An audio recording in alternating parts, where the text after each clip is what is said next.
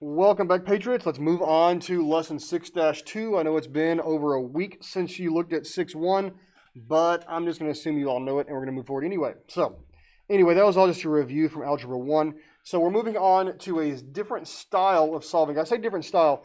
It's actually really similar to what we've done before, just with one slight change.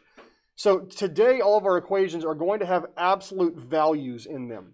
So now remember that absolute value is these vertical bars around a number.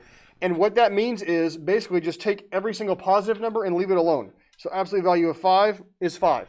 Any negative number, we're going to convert that to its positive version. So absolute value of negative 5 is positive 5. So if I had this original equation, absolute value of x is equal to 5, the two answers that will make that true are both 5 and negative 5. And so we're going to be writing our answers in that format using very similar to how we write domain and range for discrete functions using the curly braces. Now, there are times, especially whenever I have, for example, don't write this, but if I had an x on both sides of the equation, both inside the absolute value sign and outside the absolute value sign, that I can get answers that are not true. They're extraneous or erroneous answers. So we're going to have to go through and check every single one of our answers to verify that it actually makes the equation true. Now, we've been saying check your answers ever since like Algebra 1.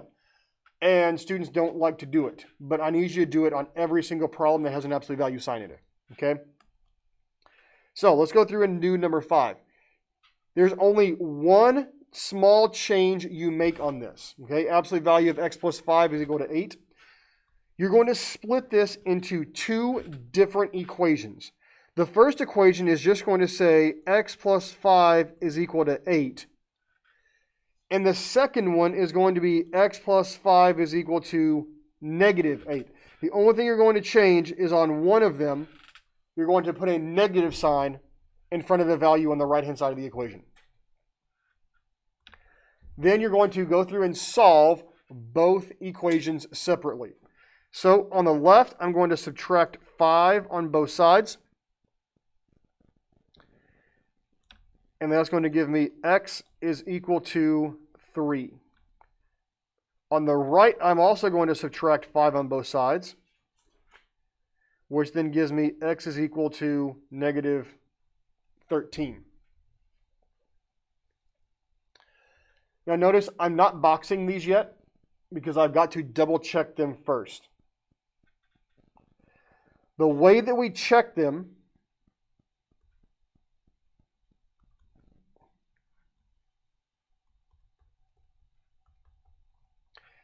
is by plugging in those two values and simplifying to see if it's actually true. So whenever I simplify this left-hand side, 3 plus 5 is 8. So I now need to evaluate, is the absolute value of 8 equal to 8? Well, yes it is. That works. Now, negative 13 plus 5 is negative 8. And is the absolute value of negative 8 equal to 8? Well, yes it is. So both of those check out. So what I'm going to do is,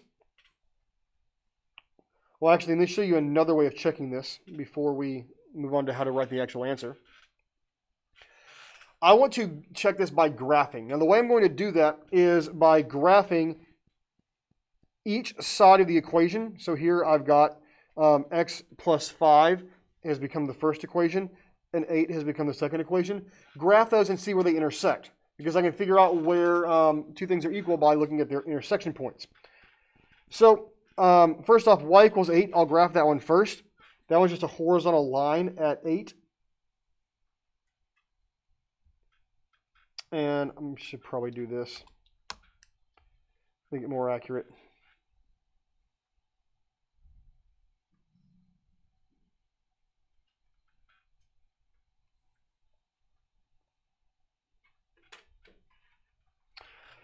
Now, for absolute value of x plus 5, we're going to use our parent function to do that. Remember, absolute value is the v, where this has a slope of 1, and this has a slope of -1, and the vertex is at 0, 0.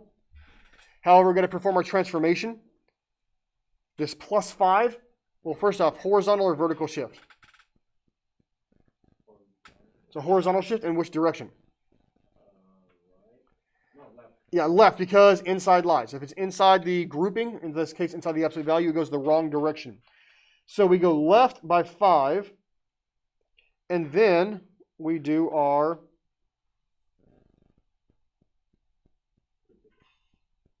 you get our vertex, and now we just draw our two lines. Slope of -1, slope of +1. And I can see here my two intersection points. Here it crosses at -13, 8, and here it crosses at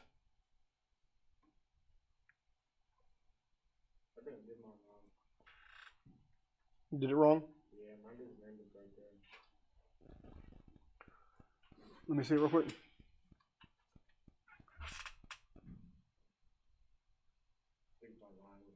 Yeah, it looks like you got your line through the wrong slope. Well, anyway, I can see here my x values are 3 and -13, which again confirms that 3 and 13 and -13 are both my answers. So the way I'm going to write this is x is equal to -13 and 3. And hopefully your curly braces look better than mine.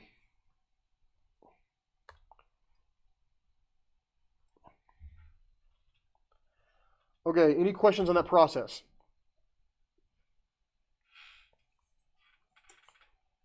All right, let's move on to number 2 down here. So our steps on these, number 1 is isolate the absolute value. Get the absolute value sign by itself. Now, this says absolute value sign equals number. That doesn't always happen. That doesn't always happen like this, because sometimes you could have X's on the outside as well, and that's where the weirdness just starts coming in. But get the absolute value signs by itself. Then we're going to set the thing inside the absolute value bars to both a positive and a negative answer, which is what we did earlier. Solve each and then check the answers. So when I look at number 2, I can see that the absolute value sign is already isolated. It's by itself on the right-hand side. So because of that, I can go ahead and split off two equations. 2y plus 5 is equal to 11, and 2y plus 5 is equal to -11.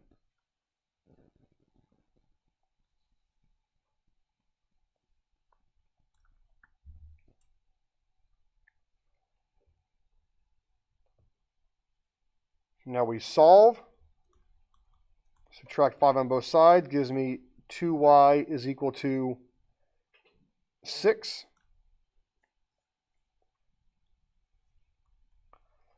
Divide by 2 gives me y is equal to 3.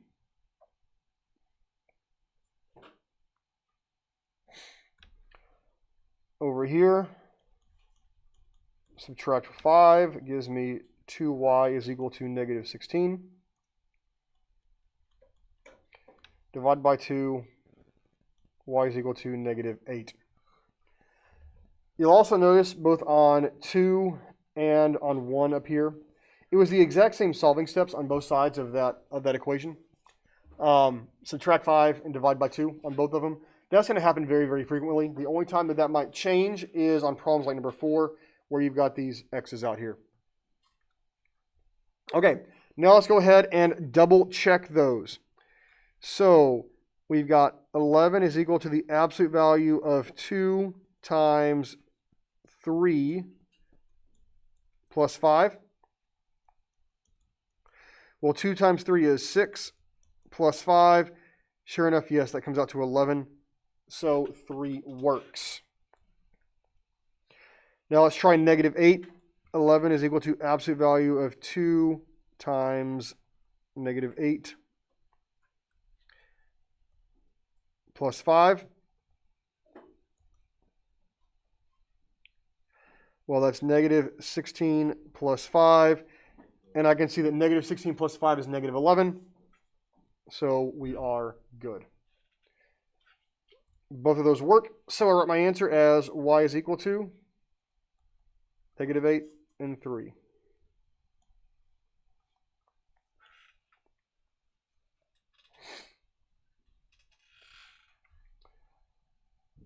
All right, any questions on number 2?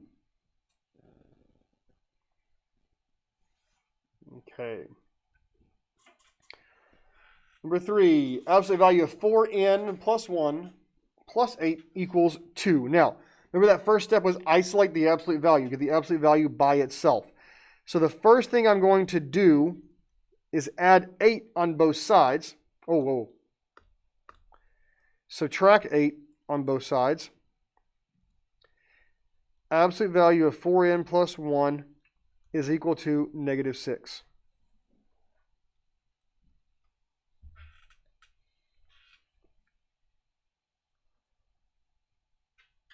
Now, does anybody see a problem at this point?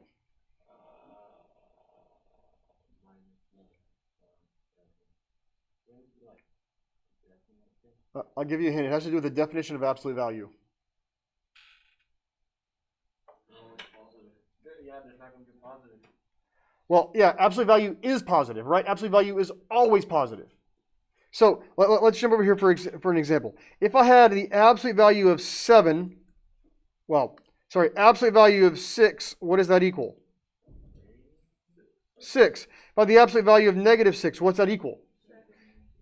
6. So it's the fact that the -6 is equal to Yeah, so is this possible to have a negative sign right there? No, it's not even possible. Because of that, I can go ahead and say that this guy has no solutions. Now, this is also why it's really, really important for you to double check your answers at the end.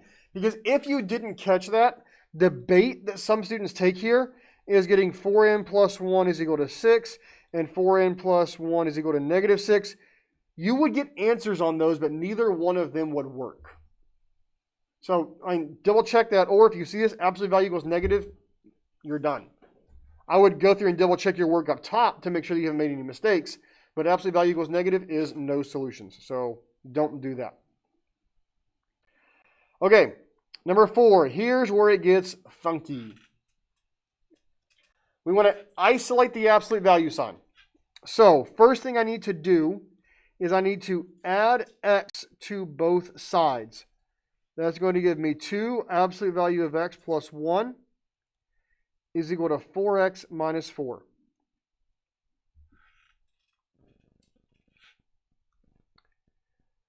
Now we're going to divide everything by 2. Why do we move the x to the other side was the question. The reason is because I want to get this thing by itself. And so I've got to start unraveling that. Basically, what I did with 8th period, and I didn't like the way it looked, so I didn't do it with you guys. There's this thing you can do called U-Substitution. Basically say U is equal to absolute value of x plus 1. Then replace this thing with a U and isolate the U. And so trying to solve for U. It's a technique that's going to get used a lot if you ever take a calculus class, especially calculus 2 or differential equations, which is really high-level college math. But if you can just get used to the idea that you need to solve, just get this thing by itself, then you don't have to worry about doing all that stuff. It's easier to see if you put the U in there, but it's a weird jump that some students don't like to make. So I'm not going to mess with it. All right, so we added x. Now we're dividing by 2. Same idea. We want to get the absolute value by itself. Now what's going to happen there is this 2 and this 2 are going to cancel, leaving me with absolute value of x plus 1 is equal to 4x divided by 2 is 2x. Negative 4 divided by 2 is -2. Okay. Now this is where it starts getting really funky. I'm going to jump up here now. I've got to split off into 2 separate equations. The first one is the positive version, where I just drop the absolute value signs and that's it. The second one, I need that negative version. And because I've got a binomial over here, I'm going to have to multiply a negative by the entire thing. Because I've got to negate the entire side, not just one piece of the side.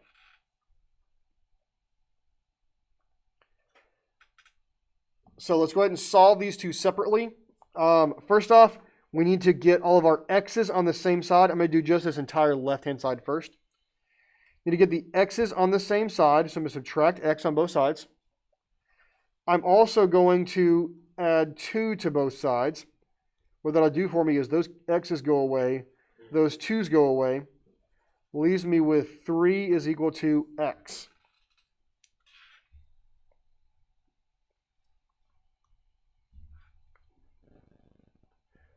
Over here on the right, I'm going to distribute that negative sign, which will give me x plus 1 is equal to negative 2x plus 2. Yeah, now same idea. Let's add 2x to both sides and subtract 1 on both sides. That will make these x's go away, those 1's go away. 3x equals 1, because 2 minus 1 is 1. Then we divide by 3. So x equals, let me scoot that down a little bit, 1/3. Now, what I said earlier about them having the same solving steps on the left and the right, in this particular case, the solving steps change because that negative sign at the beginning, this negative sign here, caused things to look a little bit different. Do you always want to have positive x? At the end of the problem, yes, you always want positive 1x, which is just x. Okay, now we need to check both of these answers. We're going to go to the original problem to check the answers. So I'm going to do it up here where I've got some room. 2 times the absolute value of 3 plus 1 minus 3 is equal to 3 times 3 minus 4. Okay, let's do the right side first because that's going to be a little bit easier. 3 times 3 is 9, minus 4 is 5. Okay, now this 3 plus 1 becomes a 4. Absolute value of 4 is 4. Times 2 is 8. Minus 3 is 5. 5 equals 5. That one checks out. Now the next one's going to have fractions in it. 2 times the absolute value of 1/3 plus 1 minus 1/3 equals 3 times 1/3 minus 4. Is this problem on the homework? I mean, yeah, there are some like this in the homework, yes. Okay, 3 times 1/3 is 1 minus 4. 1 minus 4 is negative 3.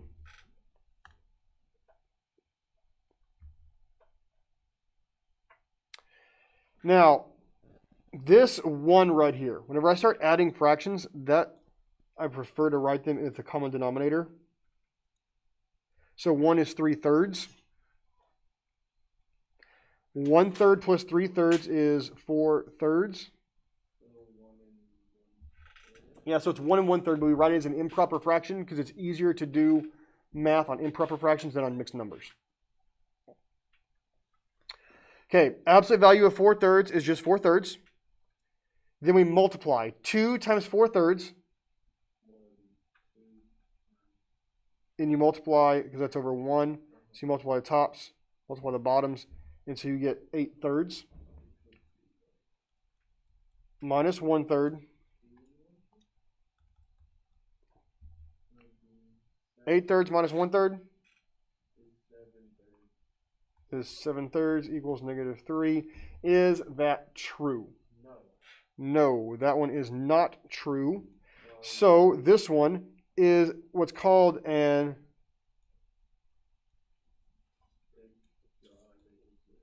What's that thing? extraneous solution.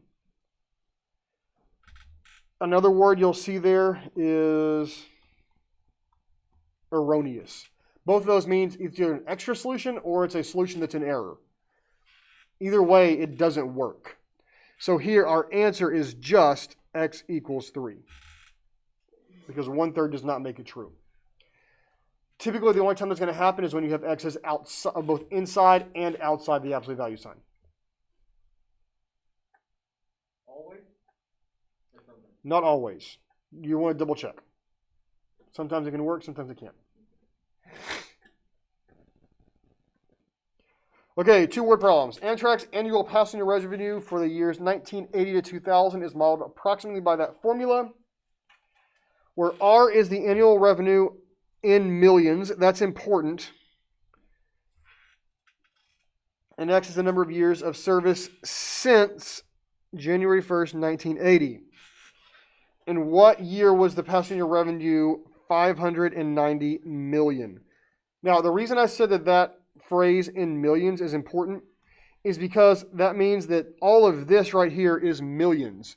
So this technically is 990 million. It's just written as 990. Which means that when I go to solve this thing, I want a revenue of 590 million. I just plug in that for R. So I've got 590 equals negative 40 absolute value of x minus 11 plus 990.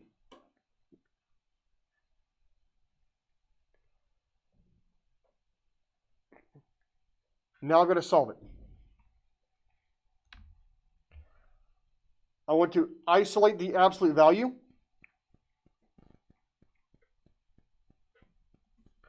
So I'm going to subtract 990 on both sides. Gives me negative 400 equals negative 40 absolute value of x minus 11.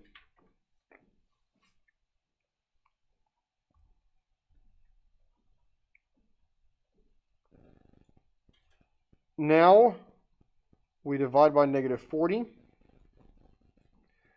which actually helps to simplify this thing a lot. 10 is equal to the absolute value of x minus 11.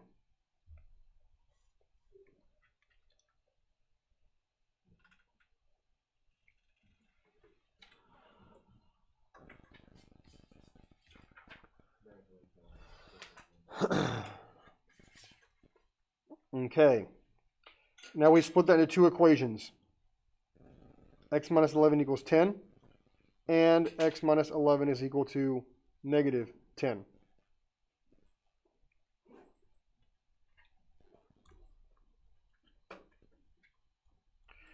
In both cases, we're going to add 11. Gives me x equals 21, and x equals 1.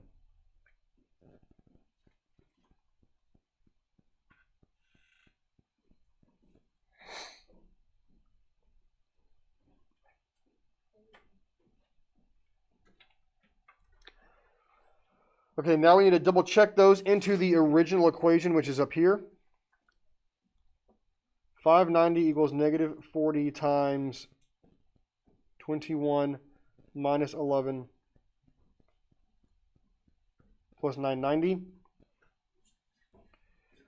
And then over here I had 590 equals negative, oh man, my pen's acting weird. 590 equals negative 40, absolute value of 1 minus 11 plus 990. Now, to simplify things for me on this, I'm going to evaluate this absolute value symbol first, because 21 minus 11 is 10. 1 minus 11 is negative 10. So what's going to happen on both of these equations is that absolute value symbol is going to convert those to positive 10 on both of them. So I can actually check this using just a single equation of 590 equals negative 40 times 10 plus 990. Again, the reason I'm allowed to do that is because both these absolute values, both this one and this one, both evaluate to positive 10. And now I can see that that's going to be negative 400 plus 990, which sure enough does equal 590. So that's going to work out. It checks out. Now, let's answer the question that's being asked. In what years was the passenger revenue 590 million? Well, it looks like it would be year 1 and year 21. However, we need to convert those to actual years. And that's where this phrase, number of years since January 1st, 1980. Well, if X equals 1, and that's 1 year after 1980, then that's going to be 1981. And then for X equals 21, it'll be 1980 plus 21, which will be 2001. So those are my two answers, 1981 and 2001.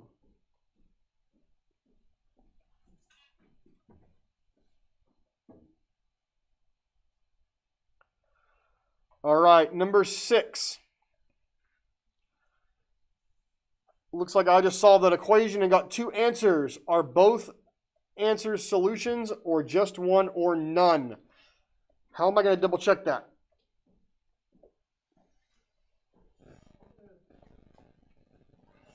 Well, yeah, just plug them in. So I've got absolute value of 4 times 10 plus 20 equals 6 times 10. I've also got absolute value of 4 times negative 2 plus 20 is equal to 6 times negative 2. All right, so that gives me 4 times 10 is 40 plus 20. 6 times 10 is 60. Now, 40 plus 20 is absolute value of 60 equals 60. That checks out.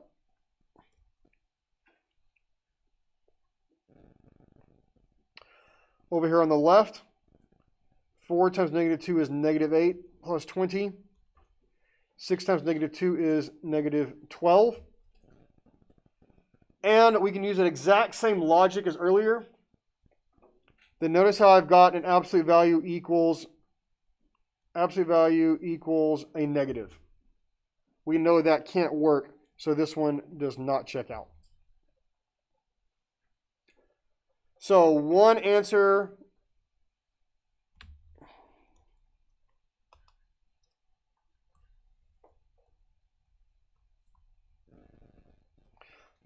and that is that X equals 10.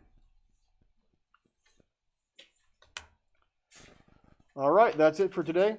I'm going to go ahead and cut the video. You guys, good luck on the assignment.